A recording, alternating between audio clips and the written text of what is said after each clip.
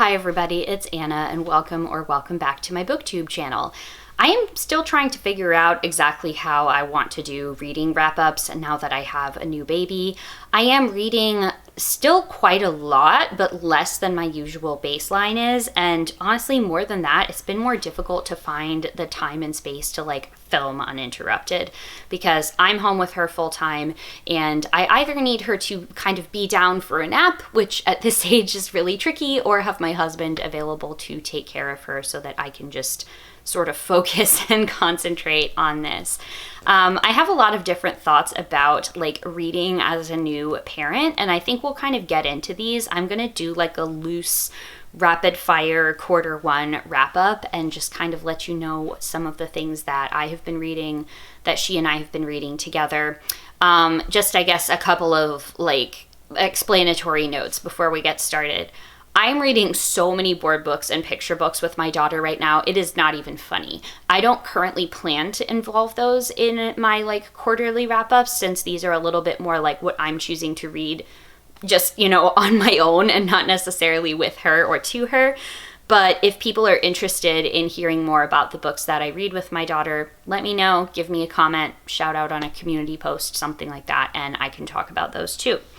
All right, so let's get started. In January, how many books did I read? It looks like 9. A bunch of these I had actually finished that were left over from the previous year. One of those was The End of Drum Time by Hanna Pulvinen. That one I had started back in November or December. That was a really excellent book about the colonization that happens near the area where Norway and Sweden hit the Arctic Circle, and how the official drawing of borders in the 19th century affected the Sami people, who are the semi-nomadic indigenous people that live that far north. Really good book, honestly, very emotionally impactful. What else did I finish that I had started? Oh yeah, so in January December, I had also started We Are Not Numbers, The Voices of Gaza's Youth, which is an anthology of different youth writers and poets sharing creative nonfiction, essays, poetry, etc. I listened to 4 audiobooks. One of them was the Hobbit audiobook narrated by Andy Serkis. I listened to this while I was feeding my daughter in the middle of the night when she was a newborn. Let me tell you, she did not like his Gollum voice at all, and I can't really blame her for that. It's really freaky and disturbing, but let me just say, a 1-month-old crying when she hears the Gollum voice is just proof that Andy Serkis is an incredible actor. And then we also listened to the Wild Robot trilogy by Peter Brown, which is The Wild Robot Escapes, and The Wild Robot Protects. I had seen the movie. It is about a robot called Roz that crash lands on a deserted island. She winds up kind of adopting an orphaned gosling and names him Bright Bill. Let me tell you, those books hit so differently since I've become a mom. I loved the film when I saw it, but reading the books just was incredible. Being able to listen to those while I'm holding my daughter and taking care of her, and just reading an incredible meditation on motherhood and the importance of protecting our environment for our children now and for ourselves now, not just for nebulous future generations, that sort of thing. I read The Travel Guide to the Middle Ages by Anthony Bale. This was my nonfiction book club's read, and I enjoyed this quite a bit.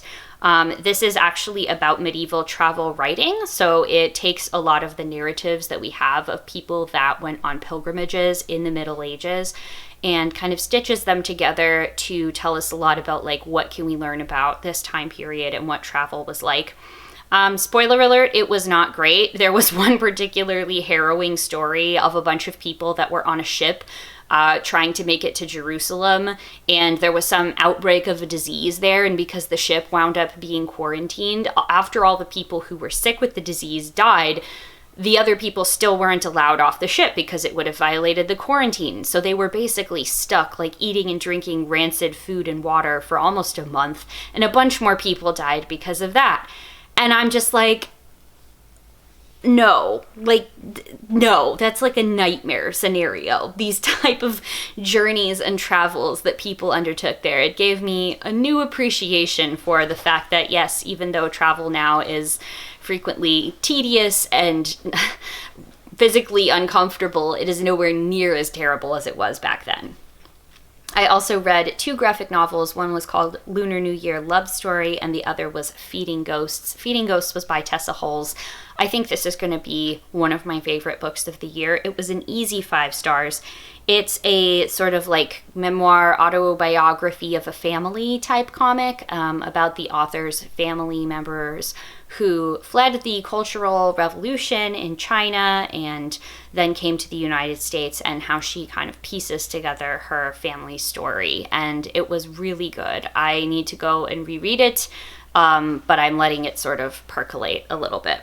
So let's move along to February. I read 10 books in February. Again, some of these were short, and I had already read some of them, I guess, before the year started. So I read Proto by Laura Spinney. This was the nonfiction book club pick. And this one is about like the Proto-Indo-European language that most of the world's spoken languages are descended from. I read A Far Better Thing by H.G. Perry, which was the genre fiction book club pick. This book was just okay. I think I would have liked it a lot more had it kind of decided, does it want to actually be original fantasy, or is it merely retelling Tale of Two Cities with a slight twist? I don't know. It didn't really do it for me. I read Make Me Commissioner, I Know What's Wrong with Baseball and How to Fix It by Jane Levy. That book is kind of exactly what it sounds like, and it was really mostly just the author telling like stories and anecdotes about her time as a baseball reporter, so it was just okay. I finished reading Christmas in Yiddish Tradition by Jordan Chad, which is about the history of Jews celebrating Christmas and why that is not necessarily a new phenomenon that is the product of like 19th century immigration to America. I read Giovanni's Room by James Baldwin for the first time. That one practically needs its own video for me to just be able to explain like the emotion and the skill with words and just everything that went into it. This was the first time I had read a James Baldwin novel. I had previously read more of his nonfiction and essays. Wow, that was a book that when I finished, I needed to just put down and take some deep breaths because it was intense. Really glad that I read it as part of a queer book club, so I had people to discuss it with after. I read The Universe in Verse, which is a poetry anthology edited by Maria Popova of The Marginalian, formerly Brain Pickings, and it is a collection of poems and essays written about the sort of marvels of science and the world around us. One of my favorites, I think, again, of this year was Dragon Hoops by Jean Luen Yang. This is a graphic novel that's written, I guess, for a teenage audience, and it is about his time following the very competitive and skilled school basketball team at Bishop O'Dowd High School in the Oakland, California area. At the time he was working on this graphic novel, he was actually teaching at the school and making the transition to a full-time comics writer. But this is the sort of story of the basketball team that he follows. Really enjoyed this book. Thoroughly researched, very well written, and the framing and the paneling was just A+. A+, incredible. I read a parenting book called Parent Like a Pediatrician. It's kind of what it sounds like. It's supposed to be a little bit more of an evidence-based guide to taking care of the baby, and I feel like I got some decent information out of that. I don't really know how to review or talk about the parenting-related books that I read because on the one hand, I'm just like, it's very easy to say when a parenting book is like really not very good and probably not applicable to most people. But then on the other hand, everybody is so different and every kid is so different. So like what's working for me book-wise may not work for other people, or it may be completely irrelevant. I don't know. But this one was good. It helped me. I read a graphic novel called Santos Sisters. That was, again, just okay. It was kind of more of a weird Betty and Veronica style comic, and anthology-wise, I think that I just liked the weird art more than any of the plotting, so again, it was just okay. Then I read a book that disappointed me a lot, which was Orbital by Samantha Harvey. This was a book club pick again, and yeah, this book is really beloved, but I did not care for it. I thought that there was beautiful prose without really much of anything to support it. The characters' voices were poorly differentiated from each other, and there just wasn't enough of like a plot or tension of any kind to grasp onto, which made it really difficult for me to enjoy this book. So that one just was not for me. Okay, and then in March we had a pretty good spread here. Whoops, sorry, I'm just like trying to hold up my little reading log here. I reread a book called Messenger by Jenny Stepanek. This is sort of a memoir biography type thing of her son and herself. Her son, Maddie Stepanek, was a poet and a peacemaker who died at the age of 13 from a rare form of muscular dystrophy. I love Maddie's poems. I have read a few of them on the channel before, and this was one that I listened to on audio. It's narrated by the author, and it was really good. I read The Fury by Alex Michaelides. I hated this book. I read it for a book club, and I just, again, thought that it committed the cardinal sin of a thriller, which was that it was not thrilling or tense at all. So many of the beats were so incredibly predictable, and it just really felt like the author didn't plan out anything he wanted to do in this book. And it turns out he didn't. He's gone on record saying that. So my sense that I got from reading it was that he didn't really plan it out at all, and that turned out to be correct, so that was kind of annoying. I reread Journal of a Black Queer Nurse by Brittany Daniels, which is a book that I read when it first came out, and this is exactly what it sounds like. Brittany was a travel nurse working in emergency rooms around the country during the early COVID years, and now she does a lot of different like speaking and advocacy work related to healthcare inequalities and how hospitals can take better care of their nursing staff and work on, like labor rights and whatnot, which is very important, particularly in the caring professions, of which nursing is one.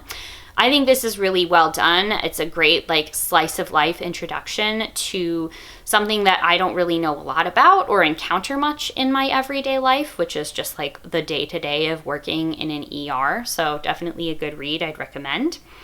I also read American Sirens by Kevin Hazard, which is a sort of weirdly specific nonfiction book about the history of the ambulance, EMS, the ICU, and all of that, how that started in Pittsburgh's Black community with Freedom House Ambulance Service, really changed so much of the fabric of everyday American life that then spread to other countries as the sort of ambulance model that was developed by these Black paramedics and doctors in Pittsburgh spreads internationally. Absolutely incredible book. I made an entire video reviewing it because I just had that much fun reading it, and I think more people needed to know about it. And the last book that I read in March was The Heaven and Earth Grocery Store by James McBride.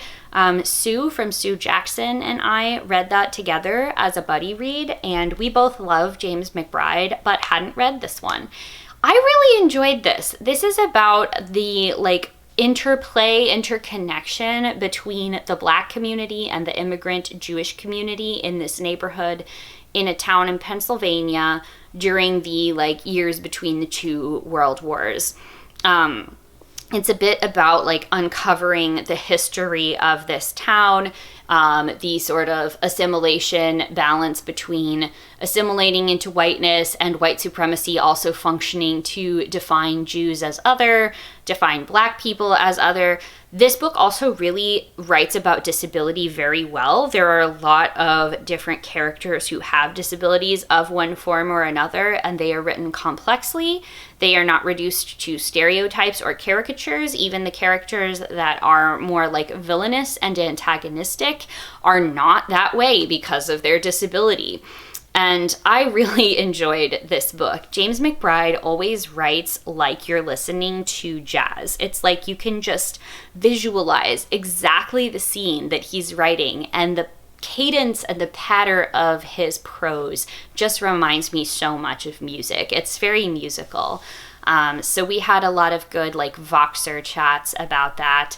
And I really enjoyed getting to read that. So those are kind of my quarter 1 reads. Like I said, I'm still trying to figure out how do I go forth with all of these books that I'm reading. I don't really know. So maybe I'll do quarterly wrap-ups, maybe I'll do monthly.